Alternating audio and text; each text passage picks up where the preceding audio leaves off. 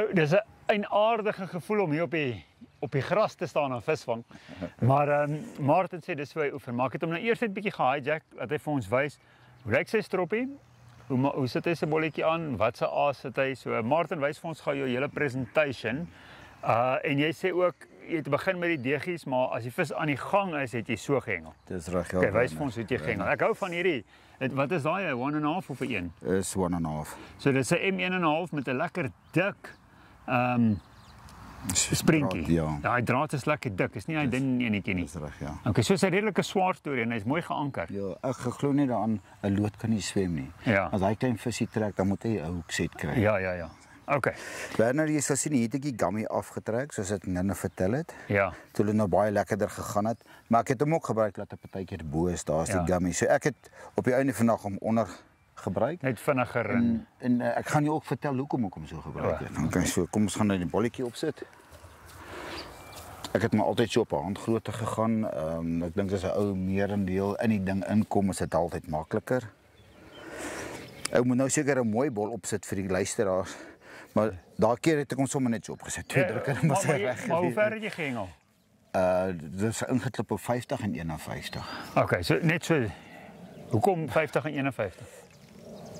Wanneer die rede was gewees, ek het ingeloop die oggend en ek het 'n 1,8 meter gekry so onder my kakebeen en die ander een was 0,5 meter dieper gewees. Ja. So ek het gereken as hulle wyn, as hulle nou nie wyn, gaan hulle opkom en afkom. So ek het voor die hellingkie en agter die hellingkie gehengel.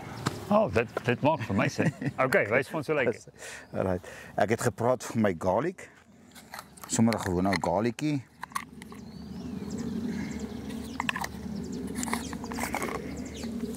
Ek het hom verkieslik ondergehengel.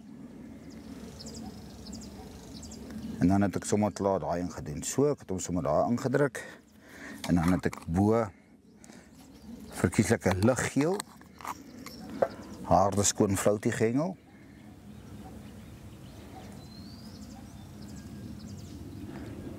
Op die steeltjie daar ingedruk.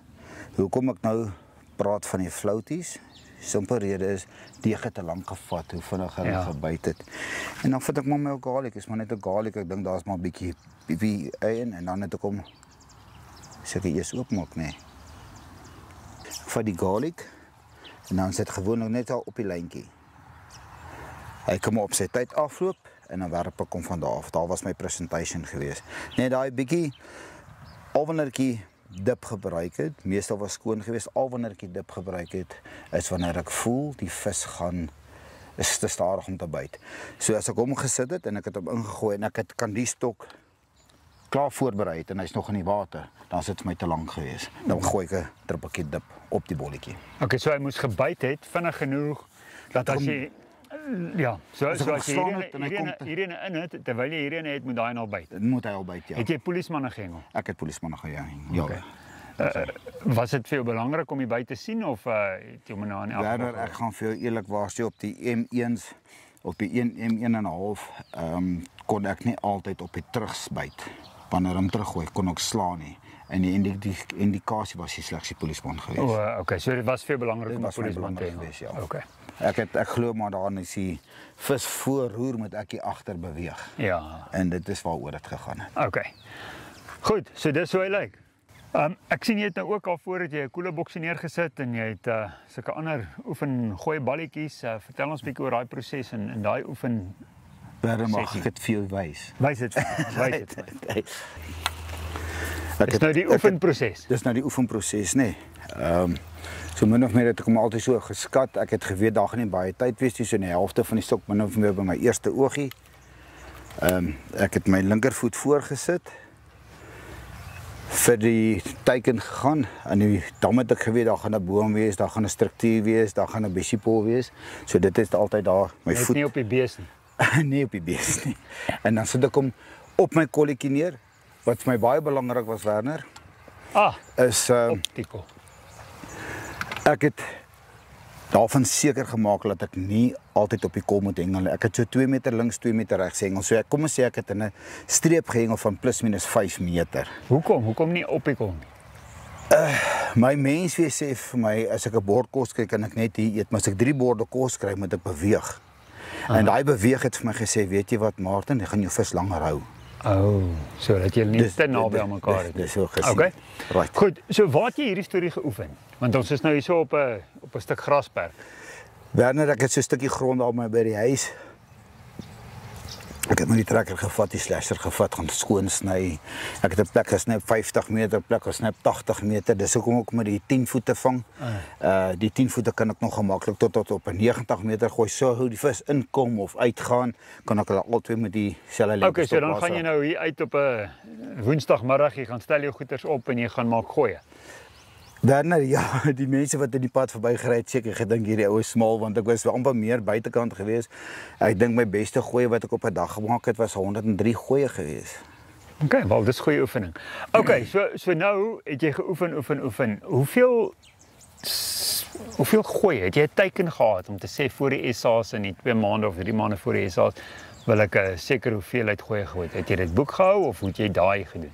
Werner, ek het gegooi tot ek nou gevoel het die skouers is masseer en goed, maar ek het eendag het ek gaan tel en ek het nou nog gesê 100 gooi. Ek moes 100 gooi doen in 'n uur, nie in die dag se tydperk nie.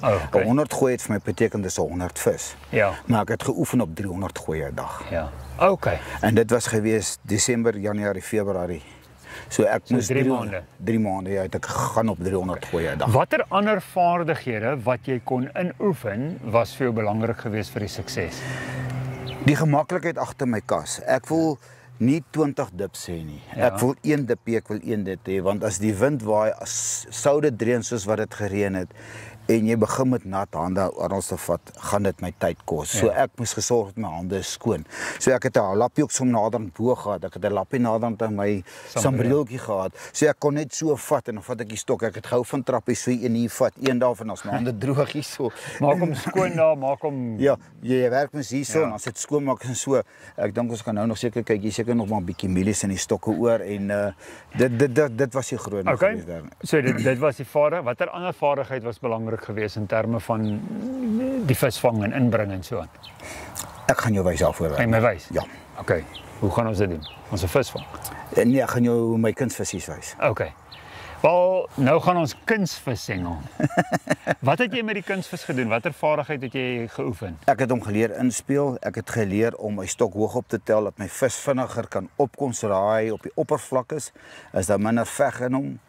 Ek het hom gaan skep en net gesit en weer teruggegooi. Okay, so moet ek nou die byt gaan wees? Werner, asseblief ja. Okay. Ek gaan gou die vis wees en vooraan daardie aas byt.